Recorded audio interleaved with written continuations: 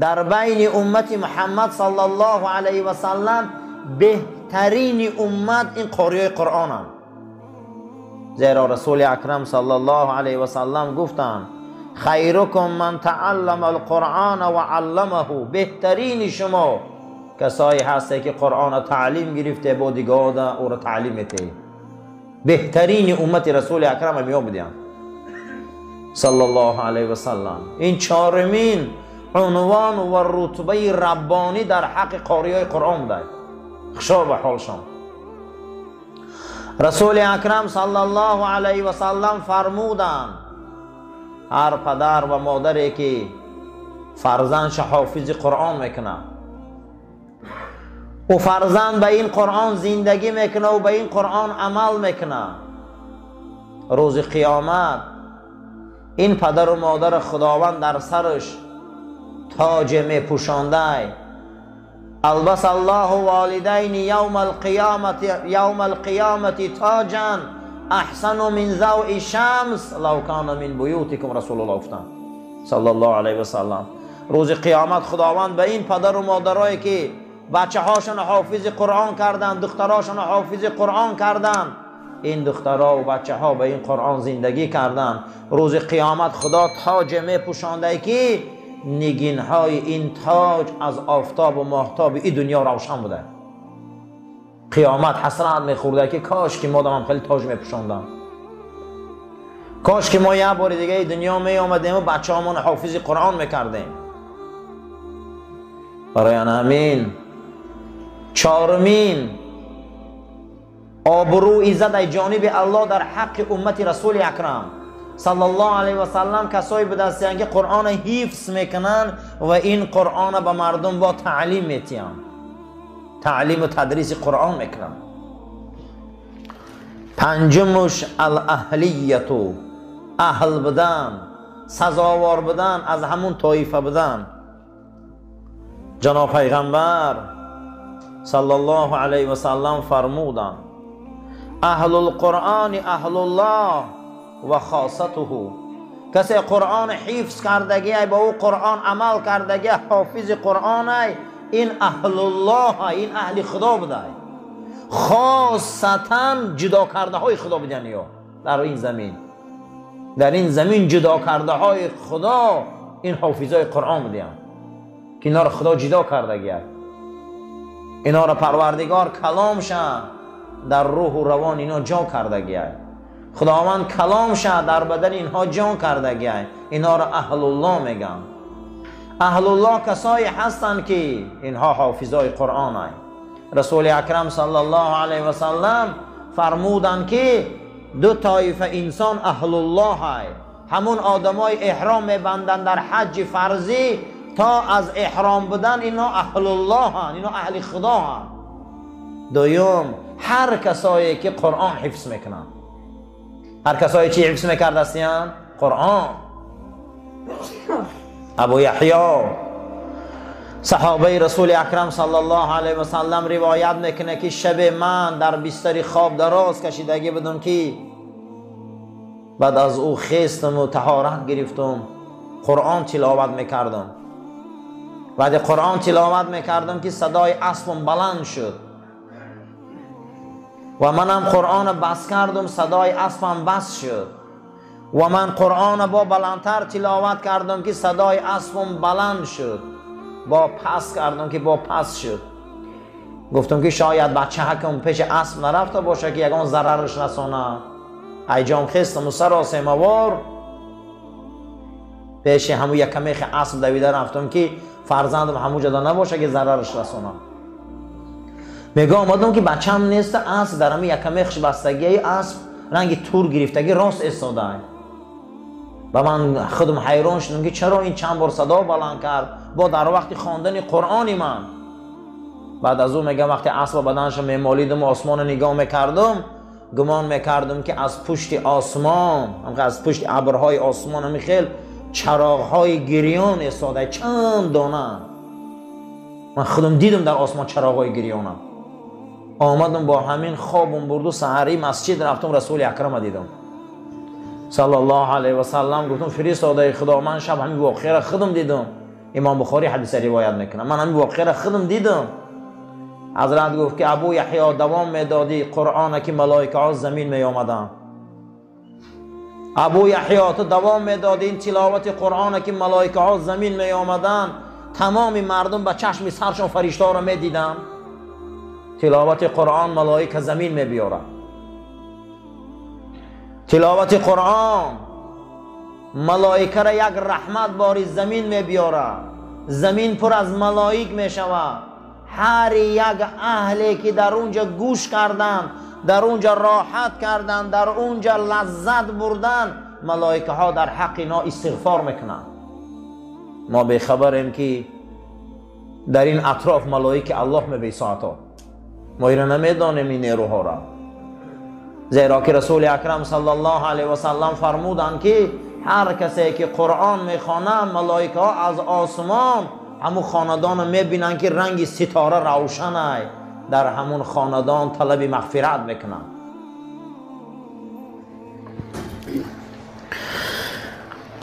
خداوند در سوره مدثر 2 مراتبه میگه فقرؤوا ما تیسر من القرآن. فقرؤوا ما تیسر من القرآن. چند که از قرآن از یاد میدانی خواندن گیره. چند که قرآن از یاد میدانی خواندن گیره. زیرا این که این زندگی رسول اکرمه. صحابه های پیغمبر در خرسندیشان هم قرآن میخواندن، در زیقیشان هم قرآن میخواندن.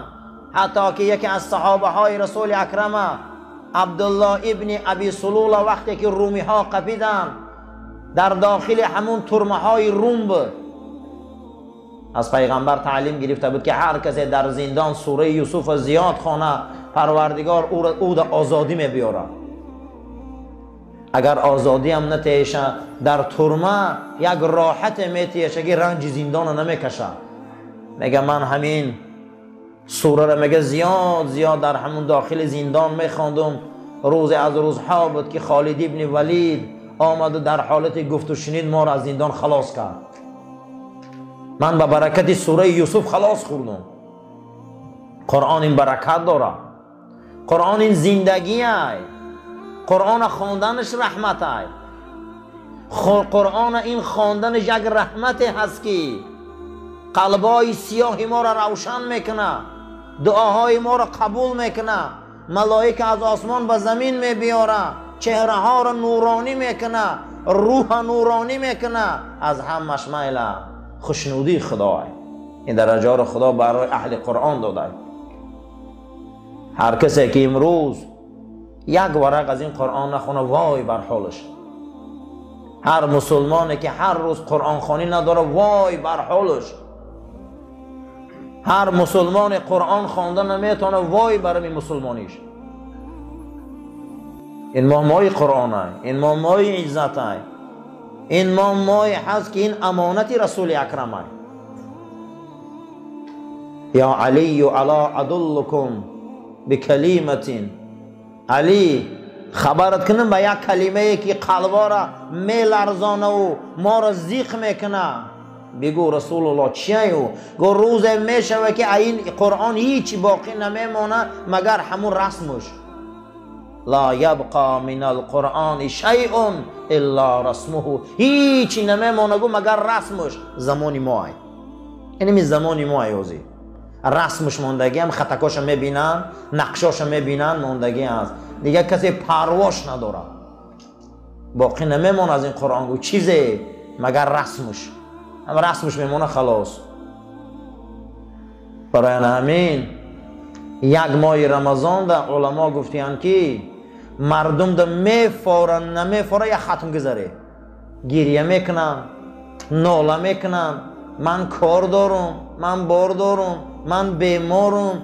گوشانک نمیگه یک ختم گذاره، زیرا که اینا یگانتش ختم قرآن ندارن بسیارش. این همینجا اگر ولی جمع کنیم ممکن 20 آدمی نداریم که همون قرآن ختم کنن، سالش نداریم قریب. اینا را گوش نکنه. میگه تنبلی اینا را گوش نکنه. ای تنبلی و شکم چرانی اینا نترسه. میگه خصوصا فقه ما حنفی ها میگه کسل و تنبلی و ناله قوم که نمیگه کردن گیرن شما یک ختمه گذاری. برای که این قرآن باید خوانده شود یک سال یک بار، به این گوشا شنیده شود، به این قلبا مقصد دیگه تصدیق کرده شود. فقرأوا ما تیسر من القرآن، از قرآن چیزی از یاد میدانه. گفته امیرالخان 5 مرتبه که ای جانب خدا برای قاریای قرآن خدا داده بوده. 5 مرتبه که خداوند برای قاریای قرآن دادگی بوده است. اینها را میگفتیم مرتبه های ربانی. مرتبه های چی؟ ربانی که پروردگار برای حافظای قرآن داده است. یکمش الشفاعه، یکم قاریای قرآن شفاعت میکردیم. قاریای قرآن چیکار میکرده استیم؟ شفاعت. فإنه یأتی یوم القیامة شفیعا لاصحابه، روز قیامت قاریای قرآن دوستاشان شفاعت میکردیم. خشا به حال انسان هایی که دوستای حافظای قرآن هم. خشا به حال انسان هایی که قاریای قرآن قد خالصا لله دوستان، همون حافظ و قاریایی که اونها به قرآنشان عمل میکنن. ما قاریای بی نماز بسیار داریم و یا جهنمی هم. به شوخی من چندین تشکیل زندگی کردم بامداد نمیخونم،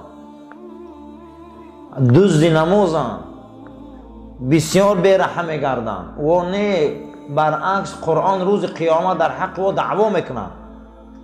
کدام قاریایی که به قرآن عمل میکنن، واقعا قرآن میدانستگیشان قد زندگی میکنن، اینها روز قیامت از جانب خدا شفیع بدین، شفاعت میکردین، دوستانشان شفاعت میکردین، رفیقاشان شفاعت میکردین، همنشیناشان. پروردگار ما رو نصیب کنه از این قاریا، از این شفاعت ها. دویم الرفعة، فإن منزلتك عند آخر آیت تقرؤوها. یا چرا آبرو میگفتین رفعت، بلندی مرتبه. روز قیامت آخران آیت را که قاریا در قیامت قرائت میکردین در جنت، همین آخران آیت را که قرآن تمام میکردین خدا به اندازه همون در جنت مرتبه شان بلند میکرده. هر کسی که قرآن از یاد میدانه خشا به حالش، هر کسی که قرآن حفظ کرده خشا به حالش، هر کسی که قرآن از یاد میدانه خشا به حالش. زیرا که روز قیامت مرتبه میدادینشان، درجه در جنت از روی از یاد کردن قرآن بوده است. کسی قرآن نمیداند درجهش بلند نمیشه. در راحت هست، در معیشت هست، در رحمت هست، اما در درجه بلندی نیست. رسول اکرم صلی الله علیه و سلم گفتن چگونه که اهل زمین، ای زمین ستاره ها را میبینن که نگین بارنده و آسمان میدهک نمایش و چراغ باری میتابن و چشم سر میبینن، جنت هم مقام و مرتبهش همی خیلی. شما میدروی آدم ها را میبینی رنگ ستاره شما دوره، مرتبه و مقام اونها دوره، شما اونها قدی و آخری کم میکنی، درجه هاشون بلنده. یکی از همین ها قاریای قرآن بودیم. سیوم درجه ربانی از صحبتو، خداوند قاریا را هم صحبت میکرده مع السفرة الکرام البرره. روز قیامت قاریا در دسترخوان پیغمبران میشیشتیم. روز قیامت قاریا در دسترخوان ابوبکر صدیق میشیشتیم. روز قیامت حافظای قرآن در دسترخوان شهدای احد میشیشتیم. اما کسی قاری نیست در اوجه او را رح نمیتیم. کسی حافظ قرآن نیست، از اون دسترخوان و از اون معرکه ها محرومه. همه دنیا را معرکه هاش آدم ها را جدا میکنن که میگن برای مخصوص آدم های جا. در اونجا حافظای قرآن در دسترخوان و همسفر و همصحبتی انسان های ابرار بدیان، پیغمبرا، صحابه، شهدا. خشا به حال انسانه که در دسترخوان اینا چای نوشه و خراک خرقتشان. حافظای قرآن قطعی یاب دستیان. بزرگان گفته هستیان که در کتاباشان روشنی ماهتاب از آفتاب ای. همین ماهتاب روشنیش ای چی میگرفته؟ ای آفتاب. تمام روشنی دنیا هم روشنیش ای آفتاب میگرفته. هر آن چیزی که او روشنی داره، قوه داره، نیرو داره، بزرگی داره، او هم از آفتاب بوده است. اما بزرگا گفتیان که مسلمان روشنی قوتش از چی میگیره؟ یکم رسول اکرم صلی الله علیه و سلم گفته که مسلمان روشنیش ای نماز تهجد میگیره. پیغمبر خدا گفته که نماز شب نور چشم من است، یعنی که دو چشم من نورانی در نماز شب است. نماز شب نور چشم رسول اکرم بوده صلی الله علیه و سلم. کدام وقت ما روشنیم، کدام وقت ما بدن ما نیرو داره، کدام وقت بدن ما خوشرو است، نورانی است، روشنی میپوشه روی ما، و آن شرطه که شب خیزیم با خدا راز گوییم. پیغمبر ما مقام محمود ای نماز شب یافتن. پیغمبر ما مقام محمود ای کجا یافته بودند؟ نماز شب، تهجد. هر کسی که نماز شب داره و قوت داره، کسی نماز شب نداره و قوت نداره. عبدالله ابن عمر گفته است که نماز شب حیبت مسلمان است. مسلمان اگر نماز شب داشتگی باشه خدا در بدنی او حیبت میداده. همین گونه حیبت میداده است که در همین زمین از حیبت او همه میحراسیدند. مؤمنین خدا باید حیبت داشته باشند. حیبت در نماز شب بده برای مسلمان. نماز شب نور چشم بده. هر وقتا که انسان با قرآن شینه و با تفسیر شینه و با اهل علم شینه، این انسان روشن میشده. انسان چی میشده است؟ روشن میشده. برای همین روشنی ها را زیاد کنیم، قوت زیاد کنیم، نوری بدن زیاد کنیم، با نماز شب، با تلاوت قرآن، با اهل علم. رسول اکرم صلی الله علیه و سلم فرمودند که علیکم بمجالسه العلماء. امتم همیشه در مجلس علما شینه، همیشه در مجلس علما شینه. مجلس اینها نور است، مجلس اینها برکت است، صحبت اینها نور است، صحبت اینها برکت است، زیرا که شما نقطه های هدایت با همنشینی یا میابه. من یک انسان میخیزه، هممون امروز میدانیم، همین تا میکنه میگه فلان اولیت سر من ده نشان ته، همین خیلی خوشروک میبرشه که ره بره این تا گرد چپ گرد راست رفت. علما انهمو های، علما انهمو های، ما را برده به مقصد ما میرسانه، ره همو ده نشان میتیم.